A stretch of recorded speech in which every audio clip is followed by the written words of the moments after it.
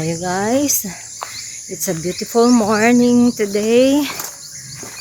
It's only 5:10 in the morning guys. Ayan. Update lang po tayo sa ating pinapagawang bahay.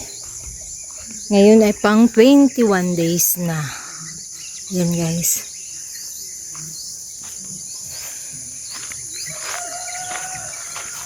Ito guys, naggawa sila dito ng scaffolding para sa gagawing arko dito sa may front side namin, lalagyan dyan at dito rin guys. Ang tawag daw dyan ay header.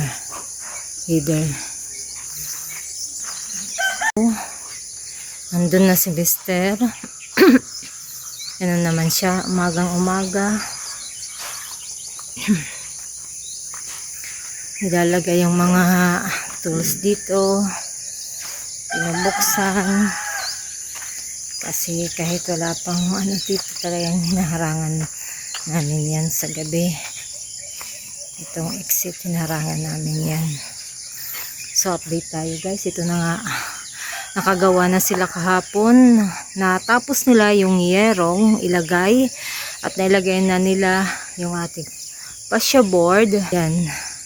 Para hindi siya madaling masira ang ating kahoy pag may fascia board. Yan guys na magawa natin. Ito. Ganito na yan ang itsura. Sina namin. Ito na. Nalagyan na nila ng bato, flooring na lang ito. Pasok tayo dito sa loob. Dito si Mister. Kulit na aso, padaan ako. Mga doggy. Dito, frame ng natin. Yan. Door frame natin. Yan guys.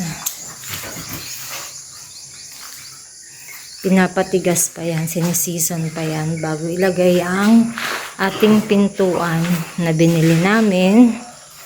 Ito siya. Pinto, guys.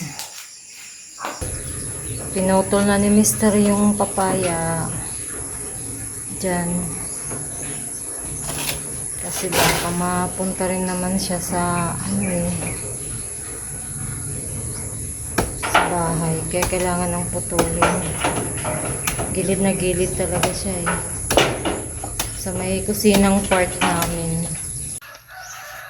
Dito na ulit tayo guys, pang 21 days. Ang taas na ng araw. Time check 9:10 in the morning. Update lang tayo guys sa latest. Dito na tayo, mag-flooring na sila sa ating kusina guys.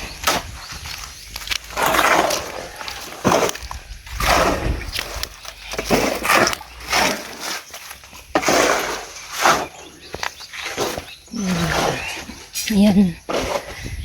At ito na, nakahanda na yung natin. Mga bakal, nalagyan na nila guys. Dito na nga sila, bubuhos na guys. Dito na si foreman. Umpisa na sila.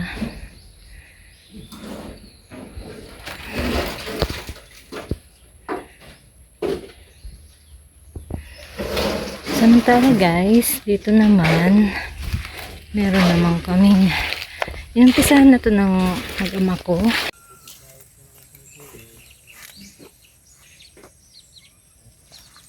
Yan guys, 1.8 meters ang lalim yan. Ikutin yan hanggang doon sa yung perimeter namin guys.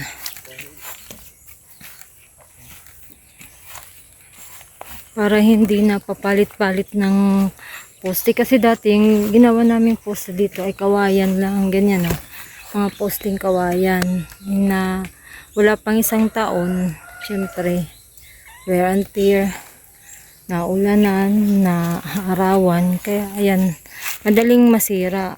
Gaya niyan, ng mga sira na rin yung iba. Kaya natutumba na rin. Para hindi na papalit-palit, yun na yung gumawa na lang Mr. Pat ng anak ko ng precast post. So, update ulit tayo mamaya, guys. See you later.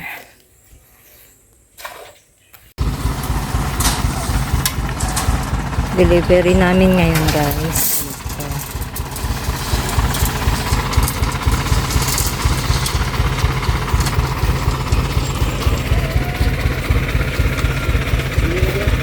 O, kala nila. 15 perasong square bar. So, ayan, guys. Isa't kalahating cubic meter. Report na ba ito?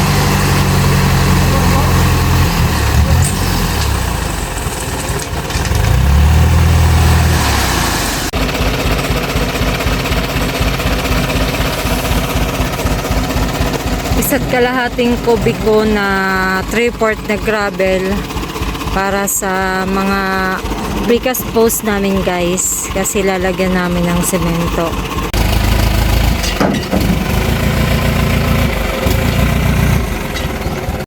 Ito naman tayo, guys. Guys, tingnan natin na yan. Tapos na sila dito, guys. May trap para hindi makapasok ang tatlong makukulit. Apak-apakan nila eh. Ayan. Ayan.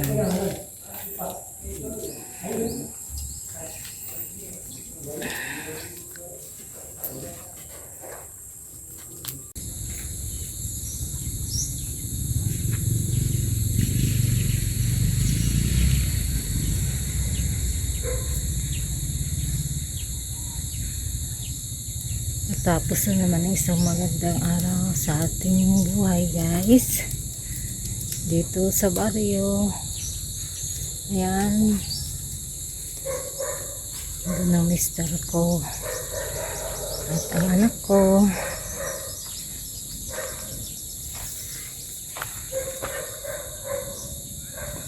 Ang mga manggagawa namin ay pauwi na. Tapos ng trabaho nila sa araw na to, guys.